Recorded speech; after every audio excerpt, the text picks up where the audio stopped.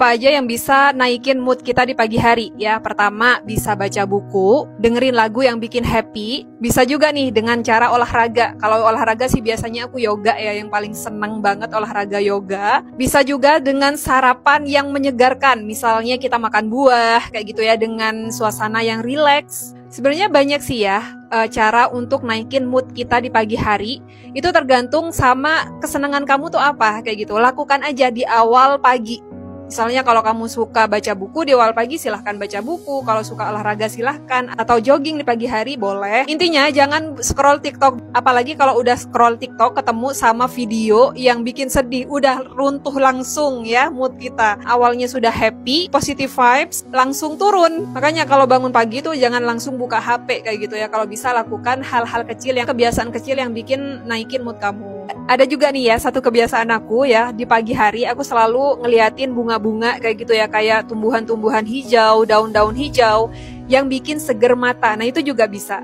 Pokoknya hindari buka WA kayak gitu ya, sosial media. Itu pokoknya hindari. Dari teman-teman yang bertanya, Kak, berdoa yang benar itu sebenarnya kayak gimana sih? Doa yang benar itu adalah doa yang berasal dari hati tulus kamu, teman-teman. Dengan bahasa kamu sendiri, apa yang kamu rasakan saat itu. Kamu mau pakai bahasa Indonesia boleh, bahasa Arab boleh, bahasa Jawa, Sunda, Inggris, semuanya itu boleh. Yang penting berasal dari hati kita sendiri. Apa yang kamu rasakan, apa yang kamu hadapi, ceritakan semuanya sama Allah, segampang kamu menceritakan ke orang lain. Segampang ketika kamu buat update status galau di sosial media. Kenapa sih kamu ngerasa susah ketika ngomong sama Allah, cerita sama Allah, doa sama Allah, dibanding ketika kamu menceritakan kesusahan kamu ke orang lain? Terus waktu yang tepat tuh kapan, Kak, berdoa? Waktu yang tepat adalah di sepertiga malam, di waktu sujud. Kalau susah, coba kamu mulai dengan kalimat ini. Ya Allah, hari ini aku... Dan kemudian kamu ceritakan, hari ini kamu tadi ngapain, terus kamu menghadapi persoalan apa. Misal kamu lagi sakit, ceritakan sakitnya tuh gimana, efeknya tuh apa, sakitnya tuh seperti apa, harapan kamu dengan penyakit ini tuh apa sama Allah. Pingin disembuhkan, pingin dikurangi sakitnya, ceritakan semuanya sama Allah. Nah, kalau sudah berdoa, baru kita ikhtiar. Kalau sudah berikhtiar dan berusaha, dapat hasilnya, sadari apa yang kita dapatkan hari ini, apapun hasil dari ikhtiar dan doa kita hari ini, itu yang terbaik dari Allah. Kalau kita sudah menyadari, udah menerima, kita bakalan bisa bersyukur. Kalau sudah bersyukur, maka Allah datangkan rezeki yang lebih banyak lagi dari apa yang kita minta. Jadi mulai sekarang ayo coba kamu belajar buat doa kamu sendiri dibanding kamu minta dibuatin sama orang lain. Misalnya coba deh kamu pikirkan dulu apa yang kamu ingin bicarakan sama Allah, apa yang kamu harapkan dari Allah, apa yang kamu minta kepada Allah. Setiap orang itu memandang dengan pikirannya masing-masing. Orang yang suka sama kita tidak akan pernah memandang kita dengan pandangan yang buruk. Beda lagi nih sama orang yang dari awal sudah nggak suka. Mau sesukses apapun kita, mau sebaik apapun kita, ya tetap aja salah di mata dia. Kalau memang konsepnya seperti itu, ngapain kita hidup di atas penilaian orang lain? Terus gimana, Kak, cara mengatasi orang yang seperti ini? Ya udahlah, dibiarin aja. Biarkan orang lain dengan pikiran mereka masing-masing. Mau suka ataupun enggak itu juga bukan urusan kita sih sebenarnya ya. Urusan dia sama Allah. Kita hanya perlu fokus sama diri kita sendiri. Bagaimana caranya setiap hari menjadi orang yang lebih baik lagi. Yang pada intinya kita tuh gak bakalan selamat sih sama lisannya orang. Jadi ngapain kita hidup pandangan orang lain? Mulai hari ini kita rubah diri kita sendiri menjadi lebih baik. Bukan untuk pandangan orang lain, penilaian orang lain, tapi untuk diri kita sendiri. Kita sudah merasa punya Allah di dalam hati, apa-apa tuh jadi ringan, teman-teman. Kita gak bakalan sedih kalau ada persoalan, karena kita yakin bahwa Allah akan membantu kita. Saat kita gak punya kerjaan, kita juga gak khawatir-khawatir yang berlebihan, karena kita tahu Allah sudah mengatur rezeki kita. Saat orang zolim ke kita biasa aja, yang gak terlalu sedih, gak khawatir, yang gak kecewa. Karena kita tahu Allah itu maha melihat, Allah maha mengetahui, dan yaudah kita tinggal duduk aja, biarkan Allah aja yang membalas. Misalnya saat kamu ikhtiar kayak gitu ya, jualan terus dagangannya sepi karena kita merasa ada Allah, kita merasa punya Allah, ya udah kita santai aja. Oh iya, mungkin hari ini sepi tapi besok aku yakin Allah akan datangkan customer yang lebih banyak. Aku yakin Allah itu punya rezeki yang terbaik untuk daganganku hari ini. Kuncinya kita tingkatin aja takwanya sama Allah, hadirkan Allah di setiap segala urusan kita, setiap situasi kita, setiap kondisi kita. Insya Allah semuanya jadi lebih mudah. Kalau kamu nggak kepingin yang namanya sedih, kecewa, terus apa-apa berat, Hadirkan Allah di dalam kehidupan kalian. Insya Allah semuanya beres. Insya Allah semuanya ringan. Orang kaya sedekah itu mah udah biasa. Tapi orang yang lagi susah, sempit, sulit, tapi sedekah itu baru luar biasa. Rezeki itu kan urusan Allah ya. Berapa banyak sih orang yang keluar dari rumahnya, dia niat untuk mencari rezeki, tapi tidak mendapatkan rezeki sedikit pun. Nah, caranya ketika kita berikhtiar, usaha untuk mendapatkan rezeki, benerin niat dulu.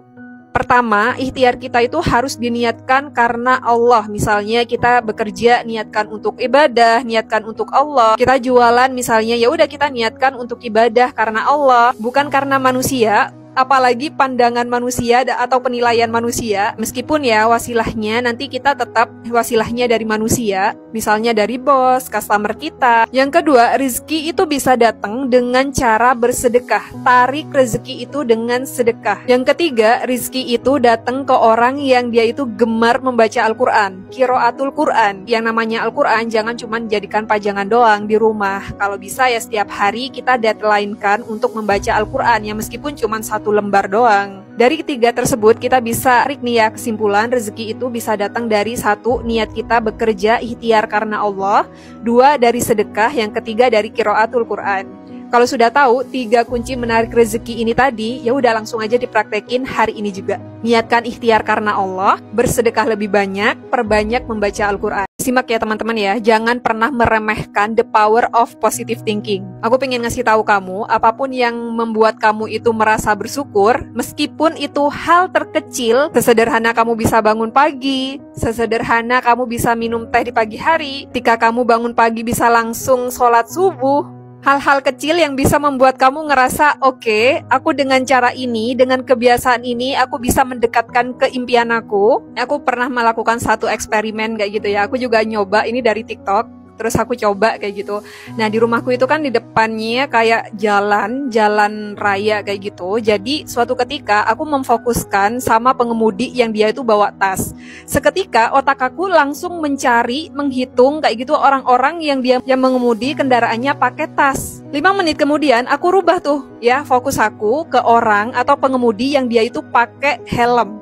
Dan seketika otakku langsung mencari pengemudi motor yang dia itu pakai helm. 5 menit kemudian aku ganti tuh fokus aku sama orang yang pakai sepeda motor tapi nggak pakai helm. Aku langsung fokus tuh sama orang yang dia itu naik sepeda motor nggak pakai helm, dan orang yang pakai helm tiba-tiba nggak ternotis aja di otak aku. Nah ini juga sama teman-teman, kalau kita fokusnya sama hal-hal kecil yang bikin kita terus bersyukur, merasa kita positif terus, hal-hal positif lainnya itu akan datang ke dalam hidup kita. Aku juga jadi lebih tahu mana yang harus kita lepasin fokusnya. Kalau seandainya kita sudah terbiasa dengan hal-hal yang membuat kita bersyukur, keajaiban-keajaiban kecil lainnya itu bakalan datang dengan mudah kehidupan kita, karena kita sudah dibantu sama pikiran positif kita. Ingat loh ya, kamu punya pilihan, sebenarnya kamu mau fokus ke apa sih sekarang? Ke hal positif atau negatif yang ada di hidup kamu. Aku mau cerita ya tentang pengalamanku yang kemarin tipu sama link WA penipuan. Nah itu kan ceritanya aku bangun tidur ya teman-teman. Biasanya bangun tidur itu nggak pernah yang namanya cek HP. Bangun tidur aku langsung ngecek HP. Makanya kalau kita bangun tidur usahakan jangan pegang HP dulu, atau cek sosial media, cek email, ataupun cek WA, notif WA kayak gitu kan. Karena kita masih sadar nggak sadar kan, kalau seandainya kita dapat WA sudah pasti langsung ke respon tanpa sadar, tengah sadar. Kadang aku juga pernah sih ya, kalau seandainya bangun tidur langsung cek sosial media, terus aku baca komen, sebenarnya komennya tuh biasa-biasa aja, tapi nggak tahu kenapa bacaannya tuh kayak nyolot kayak gitu, kayak yang rada ngegas kayak gitu, padahal nggak biasa aja. Akhirnya apa? Aku ngebalisinnya juga rada nggak enak kayak gitu kan. Bangun tidur usahakan kita lakukan hal-hal yang bikin mood kita itu naik, mood kita tuh happy. Baru seandainya kalau kita udah benar-benar sadar, benar-benar udah moodnya naik kayak gitu, kita bisa cek HP ataupun sosial media lainnya. Mood kita di pagi hari udah nggak enak, itu bakalan nyambung sampai malam hari kayak gitu. Makanya kenapa kalau kita bangun pagi, langsung lakukan hal-hal kecil yang buat kita makin meningkat rasa syukurnya, positive vibe-nya, terus moodnya. Ya karena itu tadi, waktu pagi hari itu akan menentukan perasaan kita, keseharian kita di waktu siang, sore, sampai malam. Jangan sampai kejadian yang aku alami kemarin, kena tipu gara-gara buka WA di waktu subuh, kamu juga ngalamin. Padahal aku tuh orangnya yang sangat berhati-hati ya membalas WA, tapi karena satu kesalahan aja buka WA pas waktu bangun tidur, ya udah langsung kena uang itu sekitar 3.900.000 waktu itu.